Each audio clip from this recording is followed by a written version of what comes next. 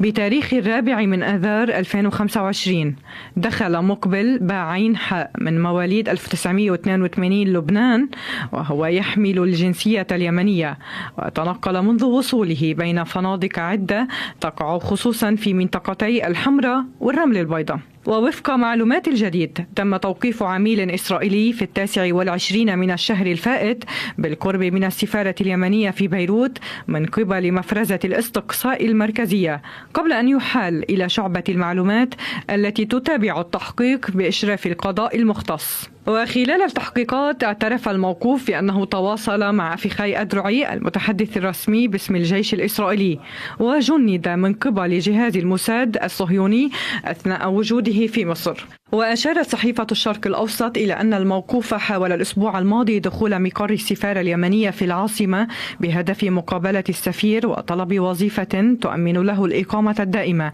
إلا أن حراس السفارة التابعين لجهاز أمن السفارات منعوه من الدخول لعدم تسجيل اسمه مسبقا، ما أدى إلى حصول مشادة كلامية تطورت إلى إهانات لفظية واشتباك انتهى باحتجازه ومصادرة هاتفه المحمول. وبحسب المصدر كشف تفتيش الهاتف عن تواصل منتظم مع أرقام إسرائيلية مشبوهة، ما دفع قوى الأمن إلى إبلاغ النيابة العامة العسكرية التي أصدرت أمرا بتوقيفه. وخلال التحقيقات اعترف الموقوف بتواصله مع الموساد، مؤكدا أنه زود الإسرائيليين بمعلومات عن جماعة الحوثي في صنعاء، كما كلف لاحقا بجمع معلومات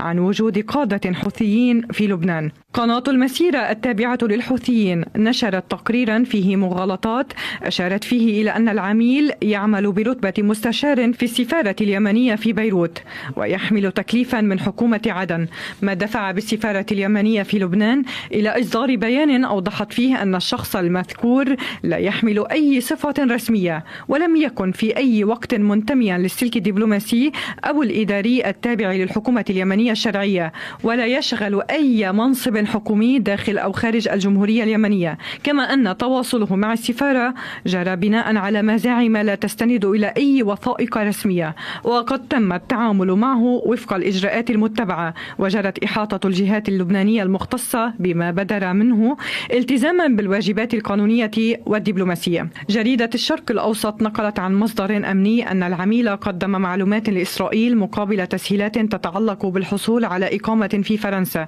وبدأ بتنفيذ مهام استخبارية